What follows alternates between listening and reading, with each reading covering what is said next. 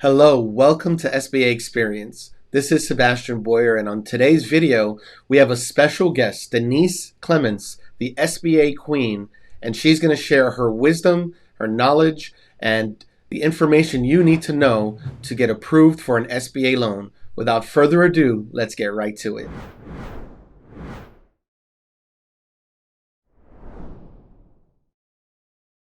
Hi, Dee. Good morning. How are you?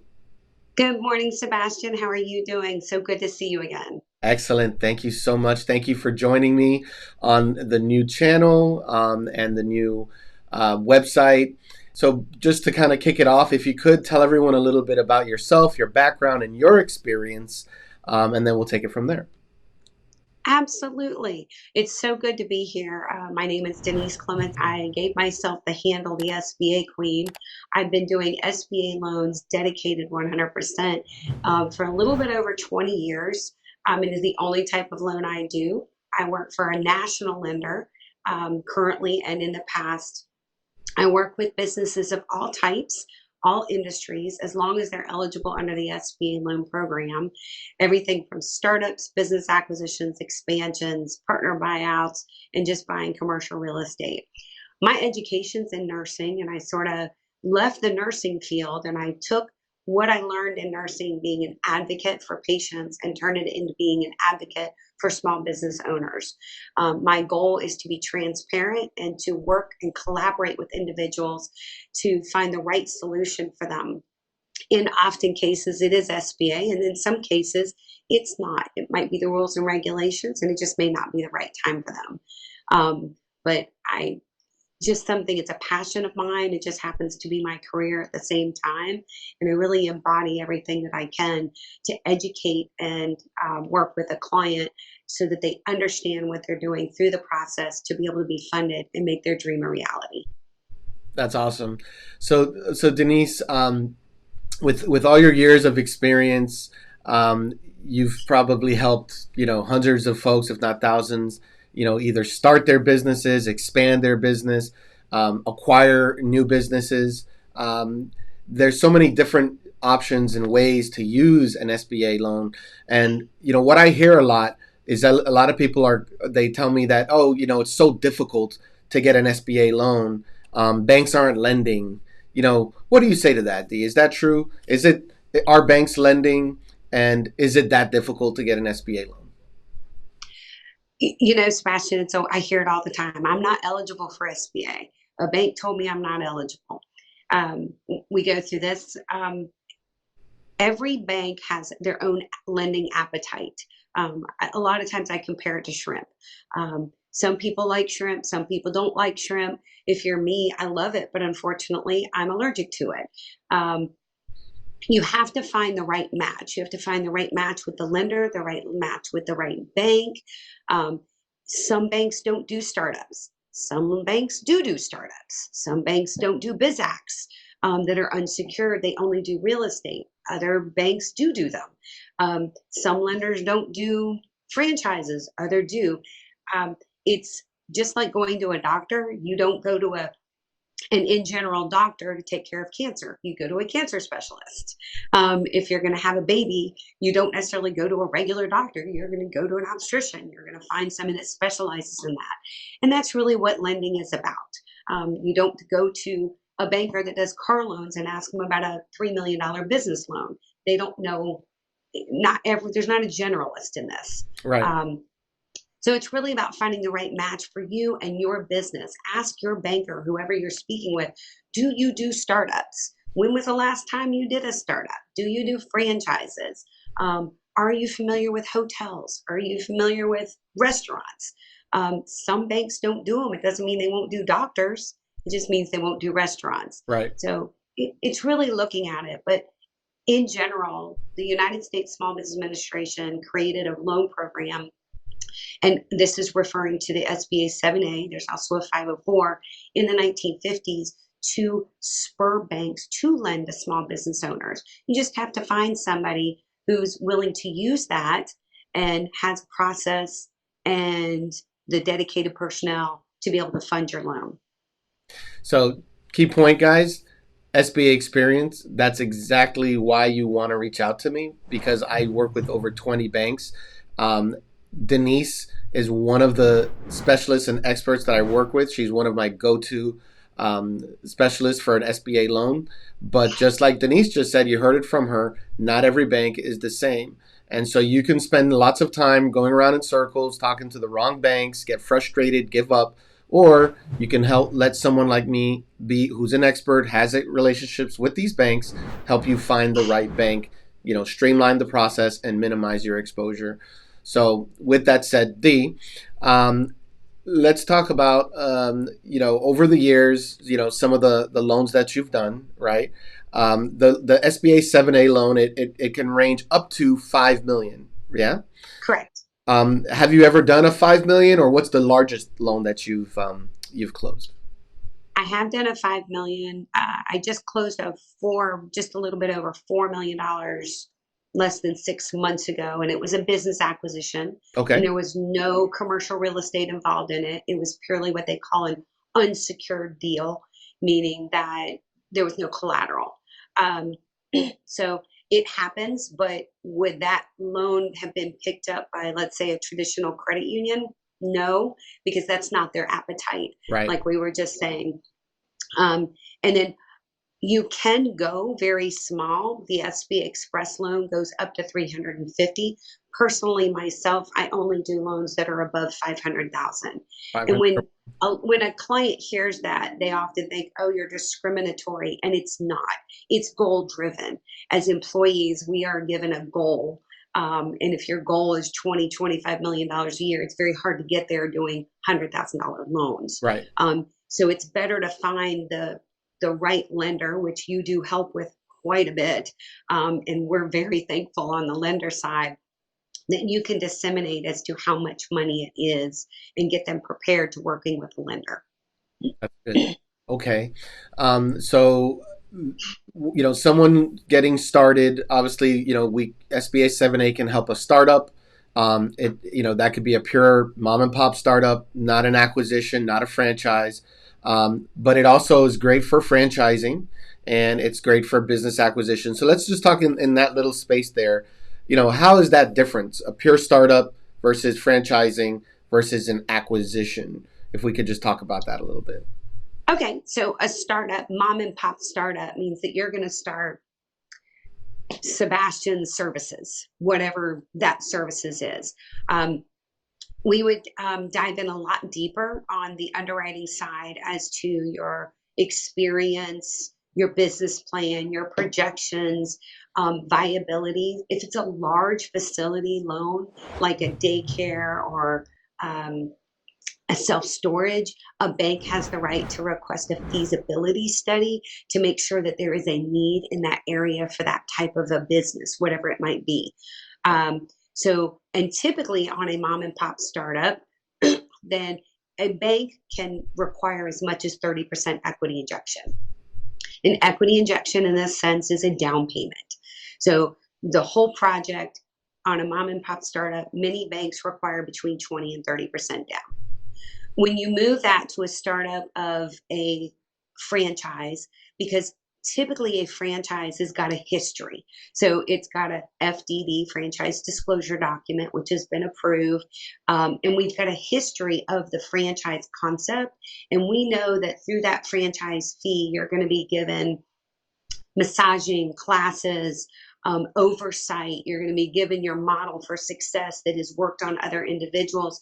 So sometimes, based on the franchise strength, we might require less down payment or equity injection, and it can be as low as 10%. And then on a business acquisition, remember during a startup, whether it's a franchise or a mom and pop startup, you have a growth. So your revenues are going to start at zero and then they have to grow. Right. When you buy an existing business, you're buying an existing cash flow. So there's no growth. You're going to basically step in and hopefully keep going and then hopefully like rise the business into the next expansion portion of it, of your goals. So because you are buying an existing cash flow scenario, we typically only require 10%, although some lenders require still a 20% equity injection or down payment. And it's really about if you're going to start a pizza shop, but there's one right down the road that's for sale, why do you go through the process of the pain of the building when you and build, the build out, getting a new lease, developing the clientele when you could turn around and just buy one that's already existing? So now, if someone buys an existing pizza shop, like you said, right, versus starting brand new, rebranding it, that's okay, right? That you're not required to acquire that business and keep their brand, are you? No, No. So that's you can okay, make changes to the right? business model at any Yeah. juncture, just like an existing business owner can make changes to his business model. Yeah, I think that's probably why people are hesitant on acquisitions because they think that if they buy this business, then they're stuck with that model, that brand, and they're thinking about their vision and their brand and their model. But if you're listening, guys, and you're looking to start, you have a dream to start your own business. It would be very wise to look for an existing business for sale in that niche, and then take that over and then expand, grow from there. Um, would you agree, D? I would agree. I can think of a few examples. I financed a restaurant many, many moons ago, and it was only a lunch and dinner location. And it took about 6 months, but they introduced a breakfast, and now it serves 3 meals a day. You don't change everything all on the first day, you Yeah. sort of mesh it in. I've had individuals buy companies that did nothing but residential services, and they eventually incorporated commercial services into it, and evened out the revenue from not only a residential but share with a commercial sense to it. So you can buy an existing cash flow. You automatically have the ability to pay the debt. You automatically have a name. And like in the instance of residential to commercial, well, who owns businesses? People that own homes. So they were able to, slide into and grow a commercial division. It doesn't have to be one thing. Right, right. Now, how different is it going to be for someone looking to acquire an existing business, and this is maybe their first time, or they have a new business that they're going to acquire, versus they have an existing business themselves that's operational, revenue producing, cash flow business that's doing well, and now they're looking to acquire a competitor or acquire, another location to expand their operation. Is it the same, or is there a little bit of a difference there? It can be a little bit different. We call that expansion by acquisition or expansion by purchase. So there's two ways to expand. If you have a landscaping company and you're only doing residential and you now want to do commercial, so you can buy the commercial equipment. We can fund commercial equipment and some working capital. Then you have to grassroots develop those contracts. Right. The other option is to buy an existing company that does the commercial aspect to it. You're buying some contracts and then you can grow it from there. So typically, at the most, an SBA lender would typically want a 10% equity injection. Based on the net worth of the company that's doing the purchase, there is a chance to get a smaller equity injection or down payment. And it's really based on lender to lender and strongly based on the balance sheet of the existing operator. So if they don't have any positive net worth, then we can't consider using their existing net worth towards the equity piece. So it's on a case by case basis. But as a lender and as an underwriter would view that as a much stronger deal than you buying a business that you've never done anything in that industry before. Got it. Good, good. All right. So let's talk a little bit about debt restructure. Um, that a fair use of funds using an SBA 7A loan? Debt restructuring is definitely an eligible use of funds under SBA. The regulation states that we have to aggregately save the client a minimum of 10% of their cash flow. What that means is by refinancing, restructuring the loan, their payment would go down 10% at a minimum. um, in fact, Sebastian, you and I have done a very complicated Mm-hmm. debt restructure where we were restructuring multiple loans. The hardest part in a debt restructure is to make sure that you can get a payoff and you can refinance the loan because not all loans can be refinanced. Um, what is the prepayment penalty on refinancing any loans? Because a lot of MA debt, et cetera, does have penalties for refinancing early. And then anytime that I've been involved in large refinancing with multiple loans, it seems that there are prior liens on the company that they may not have had cleared. So anytime I look at a debt restructure, I tell them, why don't you go ahead and get your attorney to pull a lien search now to see if there are any prior loans that you might have refinanced with the existing loans Right. that have not been recorded. Because to close a loan with the SBA or under the SBA loan programs, we have to have a free and clear to close. All liens prior must be removed. Okay. So a couple things came to mind as you were talking. You mentioned cash flow, and how important is cash flow to an SBA loan? SBA lenders, SBA 7A lenders primarily are cash flow lenders. Um, all commercial loans are derived and approved based on the 5 C's of credit. I always teach this way because you can go research this tomorrow. And what differs the different loan programs is how they categorize or prioritize those C's in credit. And SBA loans typically prioritize cash flow first. On a conventional loan, they put collateral first. And what they're going to do is lend based on the value of the collateral in which you're purchasing. So under SBA, cash flow is the key component. And what cash flow means is the ability for you to repay your debt and still have a profit. So if your financials and your projections do not show that you can repay the debt, you do not have a loan. It's, nobody lends money, whether it's a car or anything else, if you can't repay the debt. If you can't repay the That's why debt. you pull credit. Right. Yeah, because I've talked to folks a lot that have good credit. Their businesses are generating good revenues, but at the end of the month and at the end of the year, what's going out is almost equal to what's coming in. So they're not really showing that cash flow. Now, is that called net operating income? Ultimately, is that what we're looking for? Correct. Yes. Okay. Um, and so let's talk about that a little bit. I know this is a complicated, it's not complicated, but a little bit hard to talk about or explain, which is net operating income as it pertains to your debt service coverage ratio, right? I know the SBA's rule is 1.15% or times, right, of the debt. Correct. Can you explain that? What does that mean exactly? So when you take the net operating income, which would be your net operating income from your tax returns, you would add back interest, depreciation. Um, every deal's a little different. Like if you're buying a building, you would add back rent because you would be replacing rent with the loan. And then you're going to balance that against what the new debt payment is. And what you're looking for is the ability to cover the debt and still have a profit. So you want that profitability to be there. You don't want a one-to-one. A one-to-one means that you, at the end of the day, you have $100,000 and your loan payment's $100,000 per year. That's a zero profitability. The goal is to create profitability. So if you've got 115,000 and your debt's 100, then you've got a 15 150, you've got a $15,000, so you get a 1.15.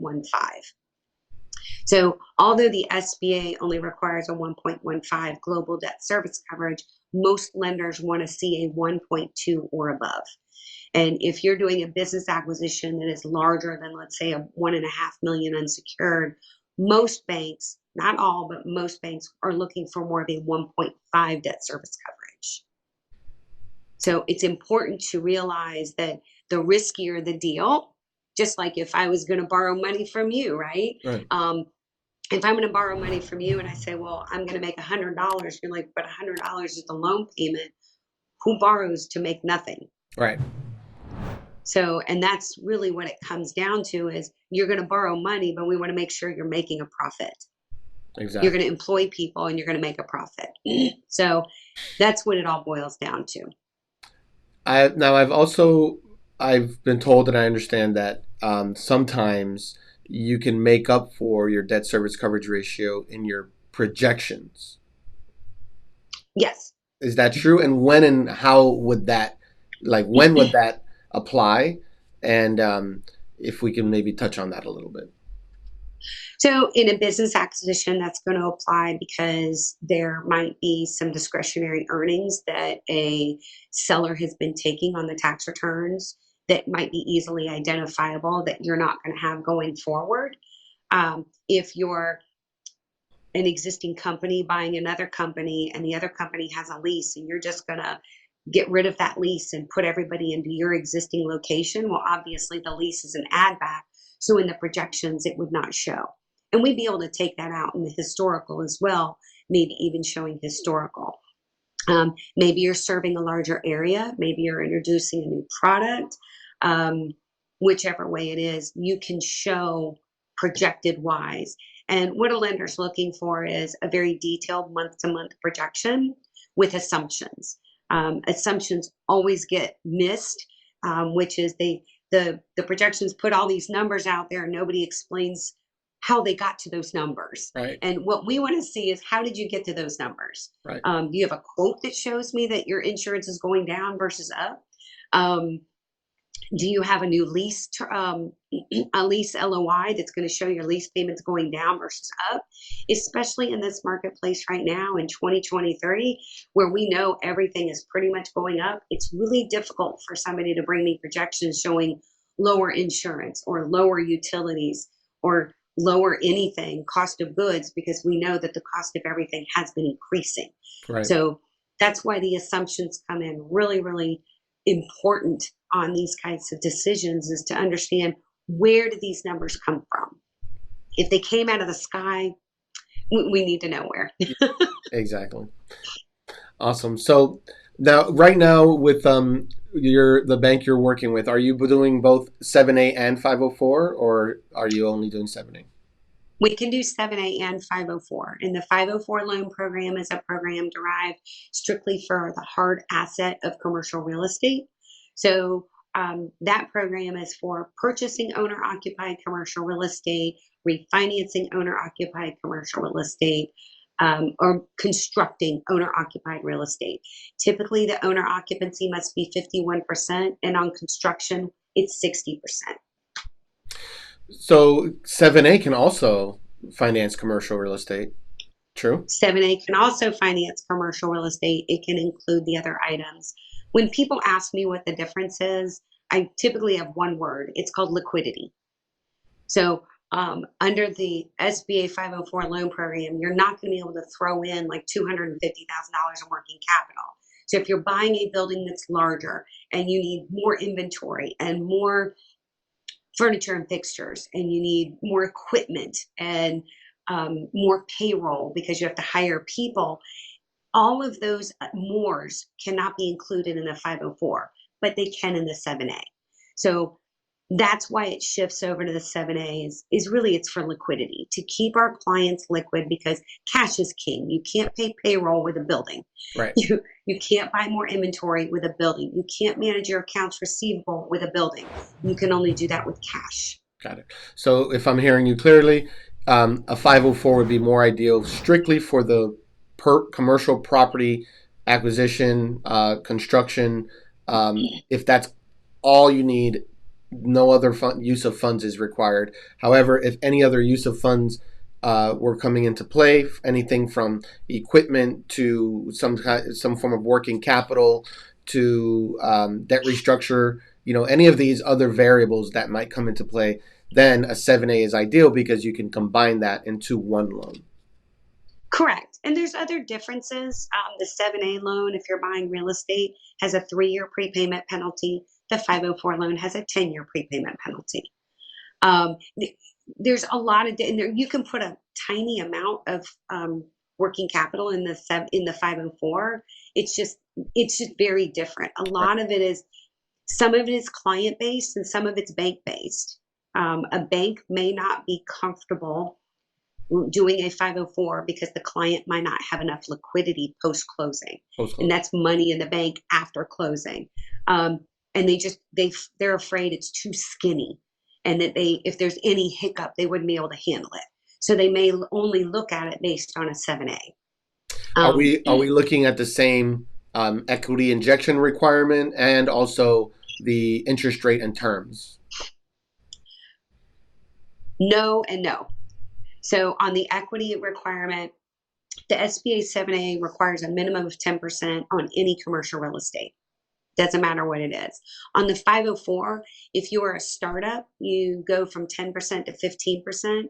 And if your property is deemed special use, assisted living, hotel, motel, self-storage, then it's another 5%. So you might be required to do a 20% on the acquisition of a building for a daycare on a startup under an SBA 504, but under the 7A, if the lender's willing to do it, they can do it with 10%.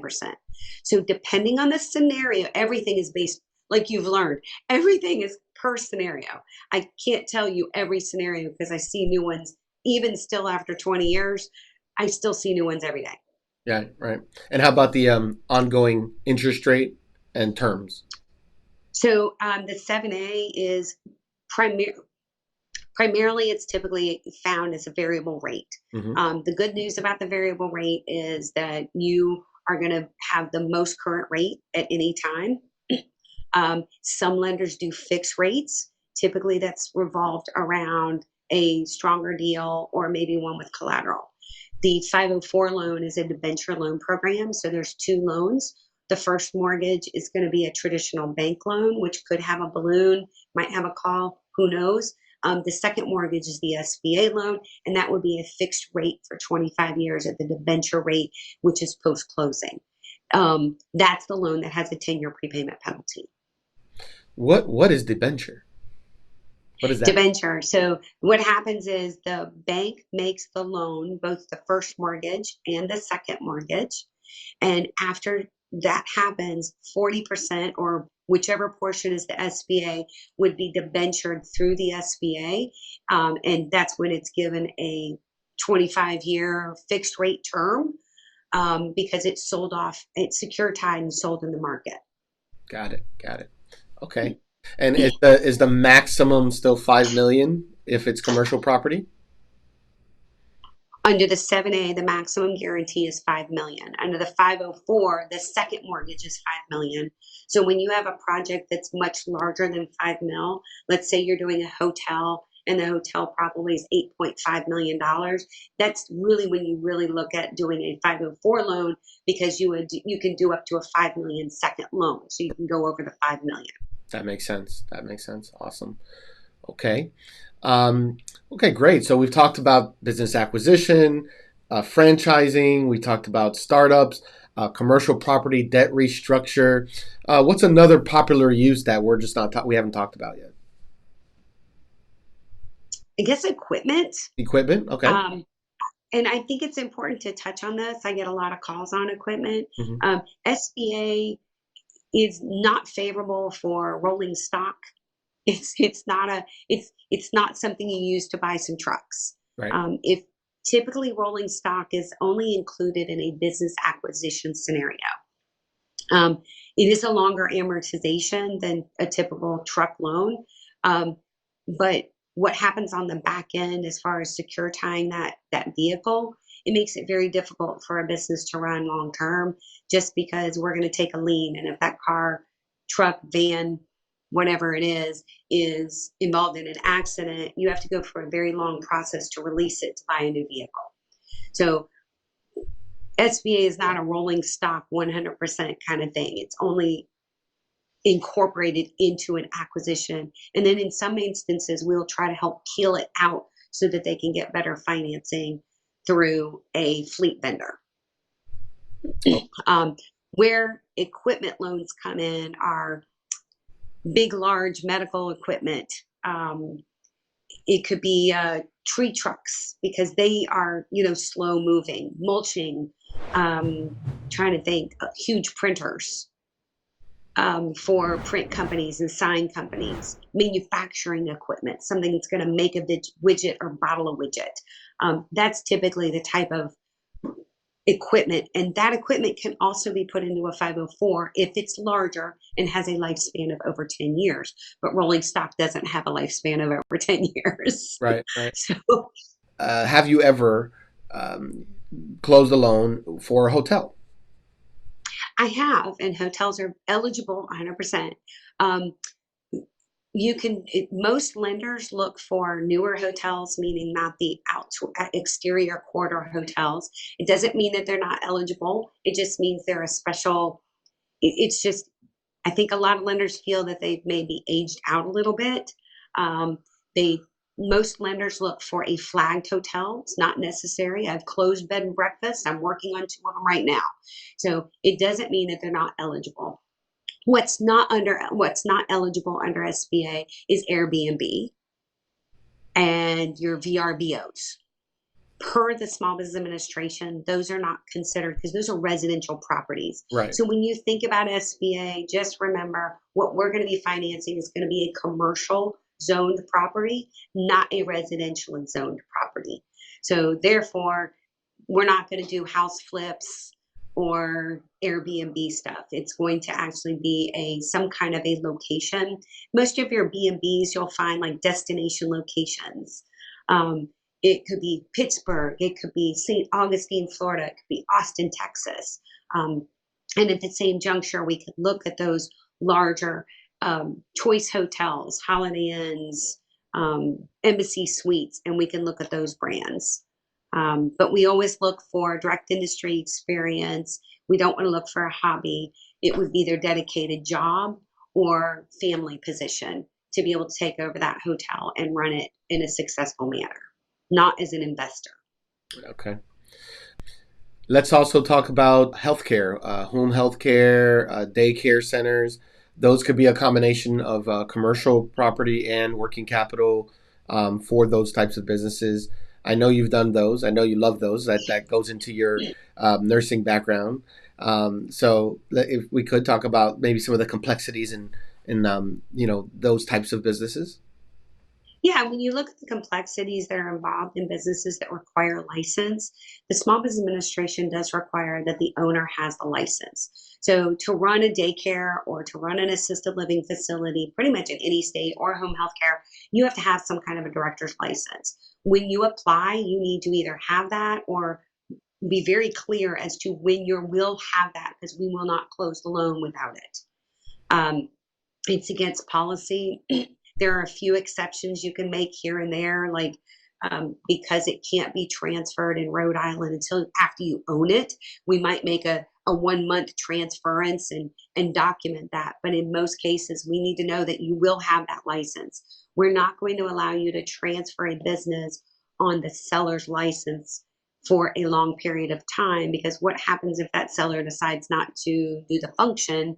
Then who do we hold accountable for you not being able to run your business? So it's pretty much across the board. That's the way most lenders work.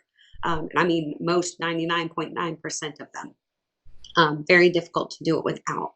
Um, but all of the above are eligible. Adult daycare, home health care. But it does bring in another aspect to a closing, which is managing the license, where it's like it could be the license for the building and or the owner. Because under a daycare and a directory, you have to have a license for the building itself, which that rules how many students you can have in each room. In an assisted living, how many beds are you allowed to have in the building? How many, that Hmm. controls your revenue. And then does the owner have the director's license, the credentials to be able to manage that facility? How about doctors? Doctors, regardless of the type of doctor, whether it be a dentist or a chiropractor, are you seeing those, or how often are you coming across those loan requests? And if you are, what are the use of funds that they're typically looking for? So some doctors are retiring. So you see, a lot of business acquisitions of this doctor's going to buy this other physician's practice because he's retiring. And then, of course, there's those physicians that want to start their own practice. It could be a med spa. It could be a hormone replacement. It can be anything. Mm. They're around. It just depends, and they happen in many different um, myriad of different avenues. Some doctors are enticed by a hospital to move to a new location and get hospital rights and open up a location there. So it might be a startup, which would just be a build out, some equipment, working capital, or they might buy an existing. It just depends. They're always happening. Yeah. Some doctors create units that are bigger. I think in the history of my 20 plus years, I've at one juncture, everybody had to have their own practice, and then they decided to, join together and create bigger conglomerates. Then they've gone away and created different practices again, and then they're conglomerating, and it usually sort of flows along doing that type of scenario under the real estate market. Is it affordable to have your own location, or is it better to have one location with multiple physicians? Okay, very good. So, Dee, one of the main concerns a lot of people have is having to use their home as collateral, right? A lot of folks are, either they're okay with it and their spouse is not, right? When and how, or let's just talk about collateral equity and how that plays a role and when it's required and some of the experiences you've had having to work around that. Okay, not really a workaround. This is all regulated by the United States government. It is in the SBA SOP. So I'm going to go through a multitude of different things. Okay. So first thing is liquidity and collateral are two separate items. They are not one. So liquidity is your cash in the bank. It's the cash available to you to be able to put a down payment on onto the business or whatever you're doing. And it's what they call post-closing liquidity, which is cash in the bank after closing. That is a money issue, and that's what's in hand, proved by bank statements, etc. No 401k is typically not post-closing liquidity unless you're at an age where you can take that money without penalty. So that money is earmarked. The second aspect that we're talking about is collateral. Collateral is a pledge of some kind of hard asset towards the security of the loan. So one of the big pieces that we see on a regular basis is people have equity in their homes. Equity is a discount rate. So if you have a home of $100,000, the SBA would, per their rates, they would discount that to $85,000. And if your loan is only $75,000 on the house, then we would have a $10,000 gap that we would be able to take a lien on that property. It doesn't mean we're taking your home. Nobody's going to come and take your home. I've never seen anybody steal a home from somebody else in all my years of life. What that means is that there will be a lien on the home.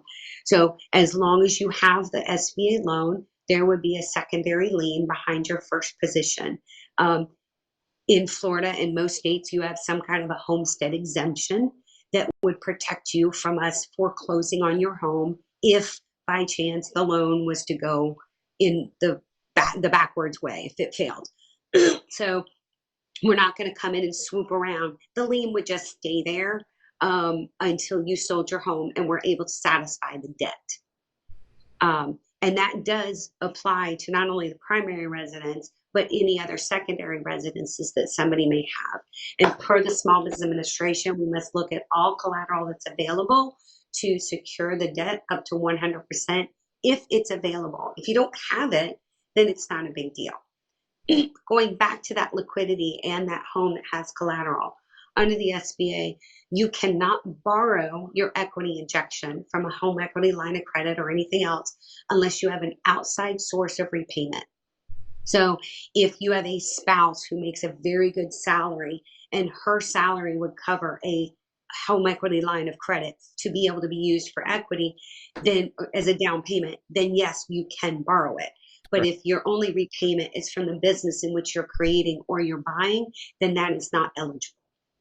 And that's true to apply for any outside loan or debt that someone might assume, maybe to come up with additional liquidity, if as long as they could be serviced outside of the debt like you said, either through outside income, if they have, some passive income stream that can pay that, or their spouse can pay that, then that's okay. But generally speaking, you don't want to take out any debt, before or during the process of closing on an SBA loan. You want to come into that loan closing without any new debt. Again, unless you can, prove and, show that it can be serviced, and it's not going to, the income or to pay that debt is not going to come from the business. Correct. And the thought process around this is the SBA, let's say they're giving you a 90% loan. If you borrow the other 10%, that's 100% loan. Right. That's not the goal of the United States government. The government is going all in at 90%. The borrower should put in something too. It's just like you don't go to buy a car and not put anything down. Right. And you don't get to borrow that. That's why they pull your credit and ask for your bank statements. Just like when you buy a house, same thing. Right. You can't go borrow your equity injection or your down payment. It's no different. And these are just the rules and regs that the United States Congress has created for this. So, and it's tricky, and I think sometimes it's hard for borrowers to comprehend exactly what it is. But I think if you think of them as two different items, and yes, it's equity, but it's not cash. And what we're looking for is liquidity, and liquidity is cash. Right. Got it. All right. So just like I own rings and everything else, but they're only cash unless I turn them in. Until then, it's just sitting in a jewelry box. Right. Right. Awesome. So this, I think, has been very valuable. The time that we have spent here, I think we've covered a lot of ground. If you're watching this video and you have questions, please post your questions in the comments. We can have Denise back to answer your questions, and definitely give us feedback, because that helps us to come up with better content for you, to better serve you, to help you on your journey to get approved for your SBA loan. Denise, if you have any words of wisdom, anything that you'd like to leave as a just your final speech, or anything you'd like to share, please. This is all about planning, becoming a business owner. It's no different than having a baby, getting married, baking a cake, making dinner for your whole family. It's not haphazard. You don't jump into it without thinking twice. Put your thoughts on paper, ask a lot of questions. Sebastian's here as a resource. I look forward to helping you make all of your dreams realities. That's Sebastian's goal. I know, because I've worked with him for years. It's my goal is to make the next entrepreneur. A lot of large companies, Nike even had an SBA loan. Doesn't mean that you can't get there too. It starts with a little dream, a little mustard seed, and then it grows from there. So keep feeding those dreams, and look for the right time to enter the market. And whatever it is, I'm telling you, just like having a baby, it doesn't happen overnight. It happens with a lot of methodical time and energy, and just keep your eyes open and keep dreaming. Awesome. Well, thank you, Denise.